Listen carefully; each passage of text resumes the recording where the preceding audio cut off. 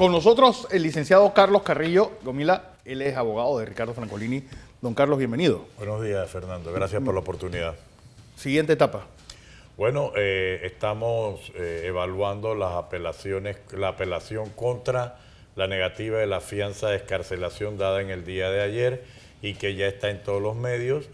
Nosotros seguimos insistiendo que el derecho de excarcelación, el Tribunal Superior, frente a decisiones de esta juez, le ha sentado precedentes.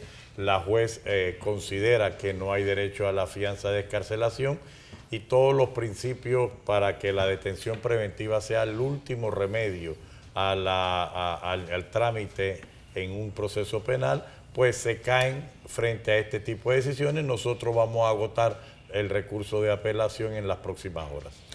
Próximas horas. Y los tiempos, ¿cómo serán ahora con fiestas patrias metidas de por medio? Bueno, lo importante es que se respete el derecho del señor Francolini a tener una excarcelación. Los tiempos, sabemos que a partir del día 2 la Corte ha ordenado el cierre de los juzgados, de los tribunales, y esperemos que el trámite se haga ipso facto como dispone la ley y que tengamos una decisión lo antes posible. Aquí no se trata de adelantar conceptos en cuanto al fondo del caso, se trata solamente de enfrentar el caso de acuerdo a la posición que la ley prevé. Ya ha quedado claro. ¿Qué significa eso? ¿Qué significa eso? Que no podemos hacer juicio de valor en este momento en cuanto a la existencia o no de un delito, sino del derecho de tener una excarcelación. En la discusión que se ha puesto en los medios de comunicación principalmente sobre si se exige el daño o no se exige el daño, para nosotros es claro. La norma dice el que se apropie o permite que un tercero se apropie de fondos públicos.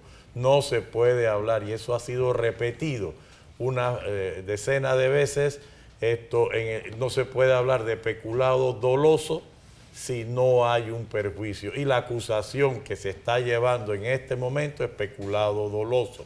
Se están abriendo aristas que no tienen relevancia jurídico-penal, que en un momento determinado lo que aquí se está analizando, en definitiva, es un financiamiento dado, un financiamiento que en esta administración fue cancelado y que el préstamo se encuentra cerrado. Abogado, según reporta el diario La Prensa hoy, la jueza, que fue la que negó la fianza, Alina Ubiedo, dice que estaba acreditado el peculado porque la línea esta de crédito por $10 millones se dio sin haberse entregado los permisos requeridos para iniciar la ejecución de la obra y sin que se contara en ese momento con la solicitud de crédito, lo que contravenía el manual de crédito de la Caja de Ahorro.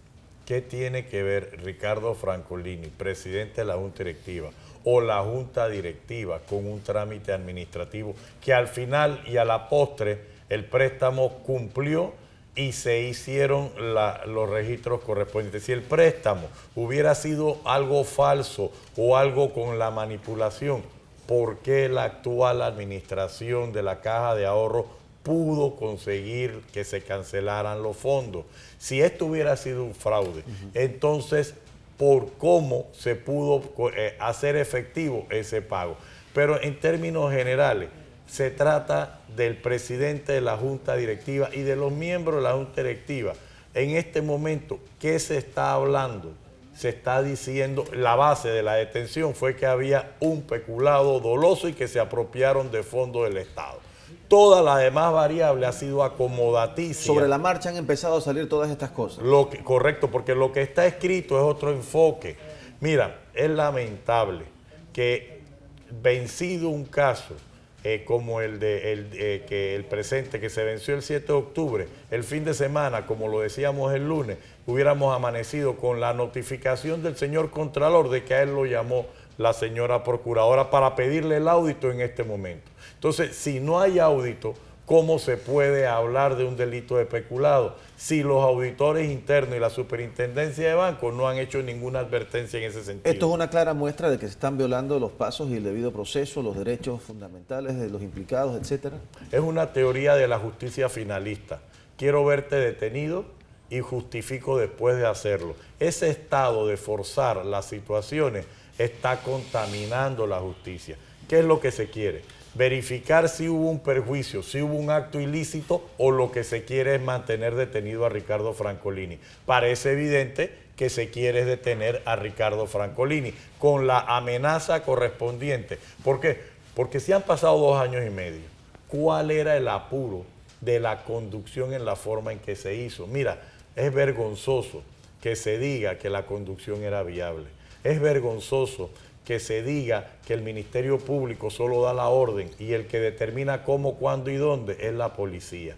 Yo les he dicho a todos los funcionarios subalternos, no obedezcan órdenes abiertamente ilegal, porque pasa lo que está sucediendo, que al final la responsabilidad va a ser de aquellos que ejecuten sus actos.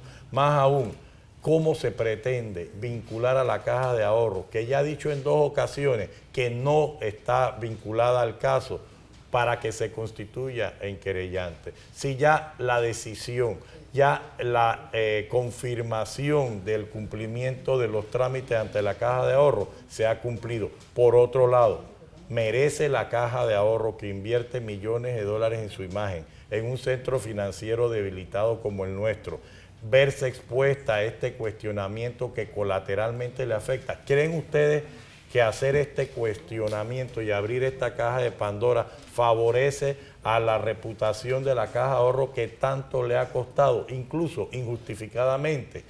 Mira, aquí hay una serie de acciones administrativas que la actual y la anterior administración hicieron para proteger los préstamos, y en este caso particular este. Pero ponte que el préstamo no hubiera sido pagado. Eso no podía conllevar a que tú vas a sacar la lista de morosos del Banco Nacional y en la Caja de Ahorro y vas a decir que hay peculado y vas a meter a todo el mundo preso por no cumplir su préstamo. ¿Hasta dónde está el límite de que no hay cárcel por deuda? Y todos estos principios generales.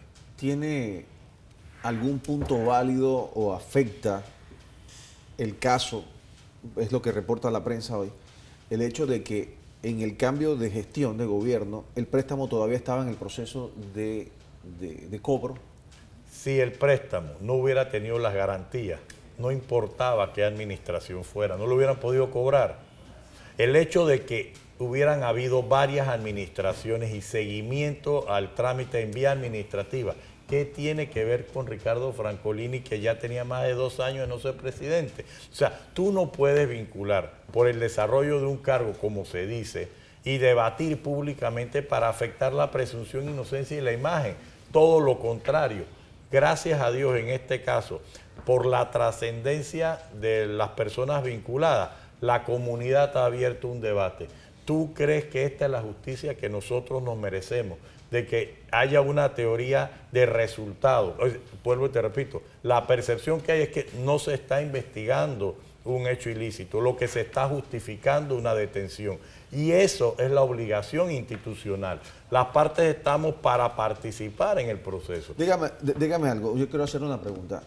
Si esto se hubiera manejado diferente, de tal manera que al señor Francolini se le hubiera enviado una citación y que él hubiese comparecido, pues, por sus propios medios, y luego de que la fiscal lo indaga, determina decretar como medida cautelar impedimento de salida del país, ¿eso hubiera estado correcto?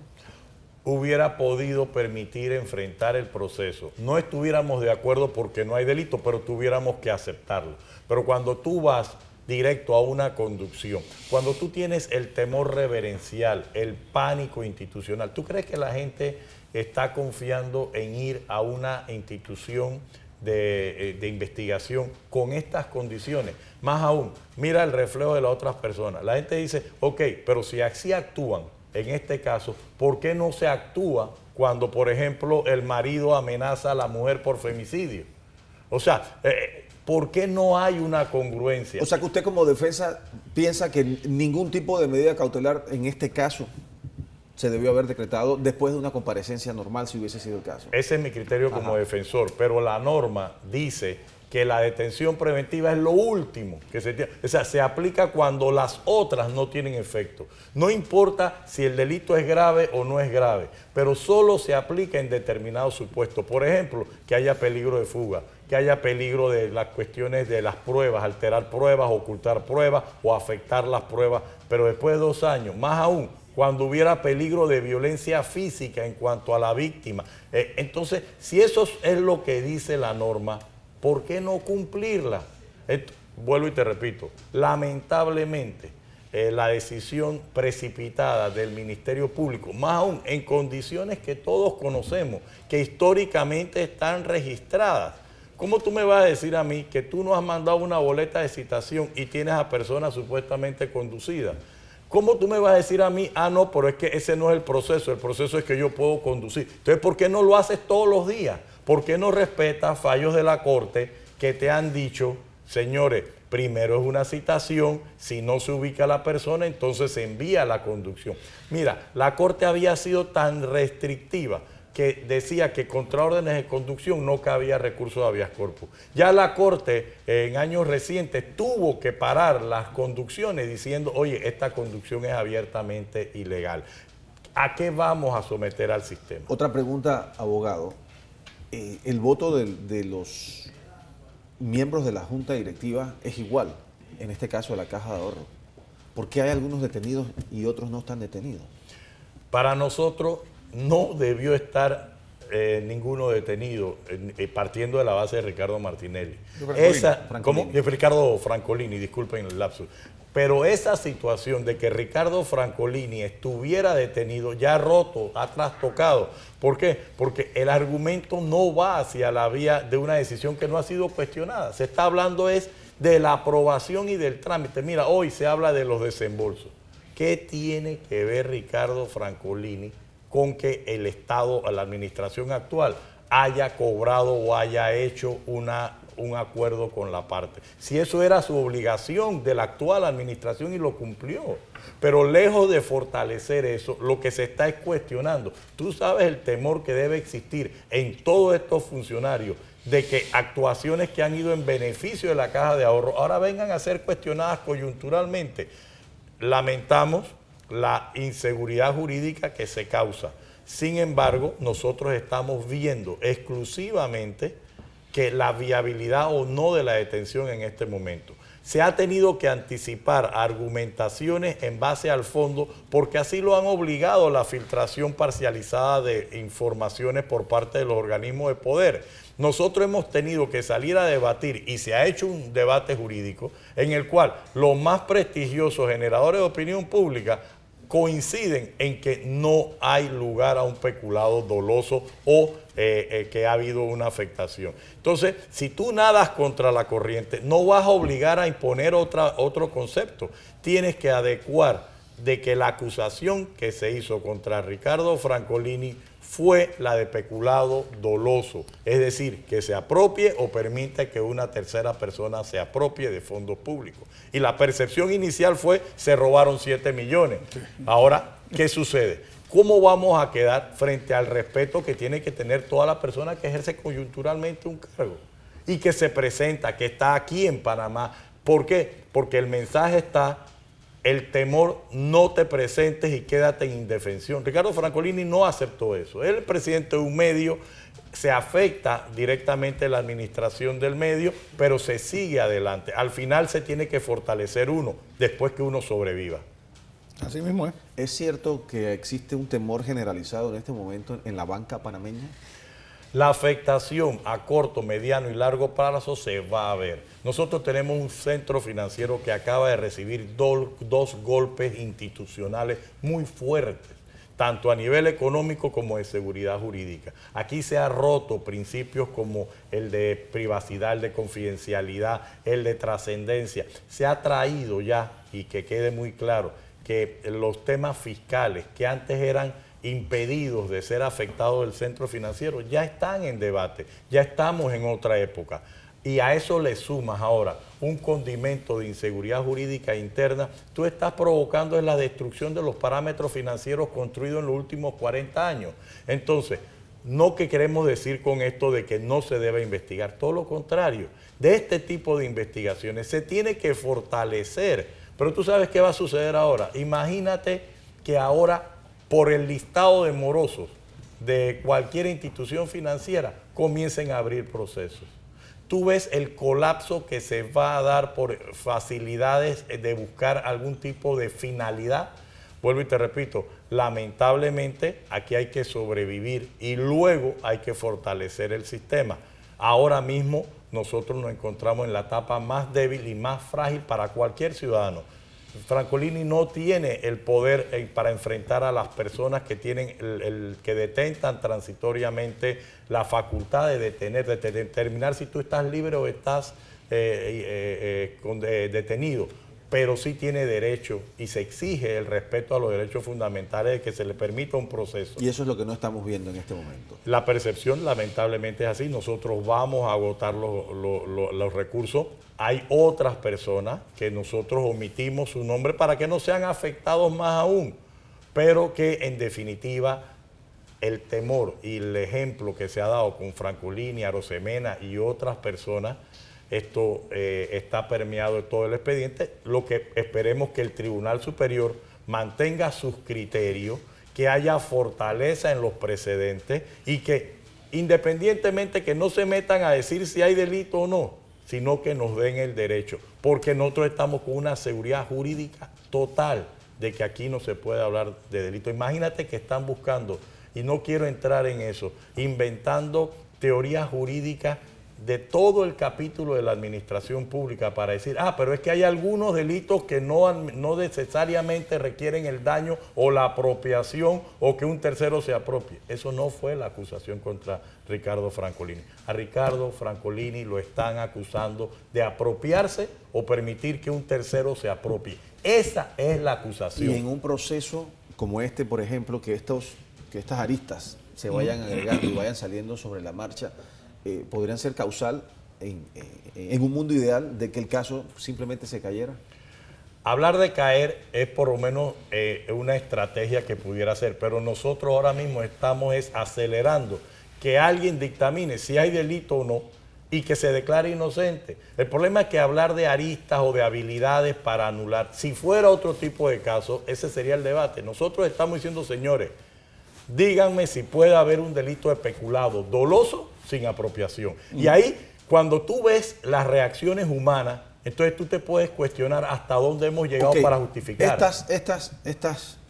Estos recursos que están utilizando o estas acusaciones que están saliendo sobre la marcha, más allá de la principal, que es la del peculado, ¿cómo se puede calificar en un proceso esas movidas? Eso, en un proceso, lo que refiere es lo que la fiscal te acusó, ordenó tu indagatoria y te mandó a detener. Eso es lo que manda. Tú no puedes inventar otras acusaciones. Y eso es lo que están haciendo en este momento. Es que incluso, mira que las alternativas que se dicen, sí, que hubo un acuerdo y que eso causó un perjuicio porque el Estado fue el que tenía un contrato. Pero eso no lo hizo Ricardo Francolini. Eso lo hizo la actual administración. Y la actual administración pudo hacerlo porque la anterior administración había exigido las garantías. ¿Tú crees que alguien va a pagar 7 millones de dólares si no estuviera obligado a pagarlo? Y mejor quedar impago. Pero cuando tú tienes que pagar es porque las garantías, porque el proceso fue efectivo.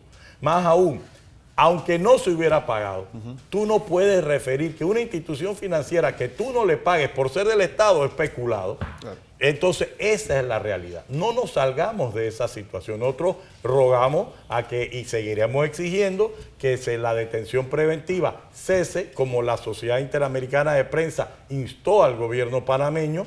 Vamos a agotar los recursos internos para después agotar los recursos internacionales. Esperemos que la administración de la Caja de Ahorro no provoque una responsabilidad financiera frente a estas acusaciones improcedentes, porque al final todas estas acusaciones de la Caja de Ahorro intervenir como querellante las va a pagar Caja de Ahorro. El sufrimiento es hoy de Ricardo Francolini coyunturalmente. Claro. ¿Qué son los certificados de no objeción que se mencionan aquí, que fueron emitidos en favor de HPC Contratas y provenían del Ministerio de Salud y de la Autoridad de Turismo? Hasta donde entendemos, a la Contraloría, al certificar eso, permite que el instrumento financiero derivado de un pago a futuro o de una operación contractual con el Estado sirva de instrumento frente a una operación financiera. Eso es una garantía efectiva que en este caso pues existe constancia en el expediente de que la autoridad de turismo ejecuta la cesión correspondiente y la empresa constructora puede culminar su relación con la autoridad de turismo y el financiamiento, vuelvo y te repito, que era de un máximo de 7 millones de dólares en una obra que era de 194 millones y que está certificado que había un avance de 33%, es decir, alrededor de 60 millones. ¿Qué relación tiene un préstamo de esta naturaleza con decir que no se cumplieron el procedimiento? ¿Ve? Entonces, si no se hubiera cumplido el procedimiento, ¿por qué se permitió la cancelación del préstamo? Uno, y dos, ¿por qué no hay advertencia de los auditores internos, externos o del ente regulador como la Superintendencia de Bancos de irregularidad alguna? Todo esto está trayendo una bola de situaciones que para nosotros estamos a tiempo de hacer un alto y fortalecer el sistema. No sigan debilitando la imagen de las instituciones financieras sin causa por una finalidad que está fuera del concepto jurídico. Abogado, finalmente el tema de la auditoría solicitada por la Procuradora de la Nación, ya con la investigación avanzada. ¿Cómo podemos registrar e interpretar esto? Bueno, la primera reacción es cómo la Procuradora, que no es la funcionaria de investigación, porque ahora tenemos a la fiscal primera, que reiteradamente ha dicho que ella no interviene en las investigaciones de sus fiscales independientemente de otros conceptos. ¿Cómo salimos nosotros a enterarnos? No por ella, no por la fiscalía, no por el expediente. Nos salimos a enterar por el Contralor de que a él se le llamó para que acelerara una investigación de esto. Pero ya la persona tiene 15 días de preso. O sea, tú ahora estás pidiendo la prueba del delito y tú ya tienes a las personas detenidas. ¿Cómo se puede explicar esa situación? Más aún, eso trasciende a otras especulaciones. Nosotros nos queremos mantener en que vamos a agotar, porque no es posible que se mande un mensaje equivocado, que una persona transitoriamente ocupe un cargo público, que tenga relación con un medio de comunicación y que tenga sus operaciones comerciales en la República de Panamá y primero se detenga, se trate de que la gente piense que es culpable y después se juzgue. Eso tenemos que invertirlo atrás. Hagamos efectivo y productivo la inversión millonaria que se ha hecho en el sistema penal acusatorio. ¿Tú crees que esto va a servir de ejemplo para los jueces de garantía tienen una teoría de que no se detiene a nadie sino hasta que sea juzgado? Eso es precisamente entonces lo que se ha venido denunciando, no cumplir con el debido proceso. Correcto, no cumplir con las garantías, especialmente de que si te dicen que la detención preventiva es la última, ¿cómo tú entras a decir ya a través de un medio de comunicación social que ya hay una condena? Si ya se pagó y volvemos a la misma retahíla de situaciones. Yo en este momento quiero concentrar que el Tribunal Superior, esperamos que mantenga los criterios del derecho de excarcelación y nos permita poder enfrentar esto sin los parámetros de factores reales de poder, sino con factores de justicia. ¿Me puede repetir el proceso de apelación? ¿Cuánto tiempo podría tomar? Bueno, en las próximas horas estamos anunciando y sustentando la apelación. Eso tiene que subir, según la norma ipso facto, hacia el Tribunal Superior. Se hace un reparto que ya tiene previamente conocimiento de apelaciones, en este caso el Tribunal Superior. Si no, se hace un reparto nuevo y se asigna un magistrado, el cual hace una ponencia y firman dos magistrados en caso de estar de acuerdo, y si hay la necesidad de dirimencia se buscaría un tercero. Por el feriado de la próxima semana, porque la Corte ya anunció que desde el día 2 no hay términos judiciales, esperamos que la fianza se tramite lo más aceleradamente posible. ¿Esto implica que no podría haber un cambio de medida cautelar por iniciativa de la fiscal Tania Sterling? Mira, el poder de la fiscal es tan grande que ella puede decidirlo. Por encima del proceso de apelación y todo. En cualquier momento ella puede ajustar a derecho su actuación. Muy bien. Gracias, abogado. Muchas gracias, Fernando. Carrillo. Muchas gracias, Iván.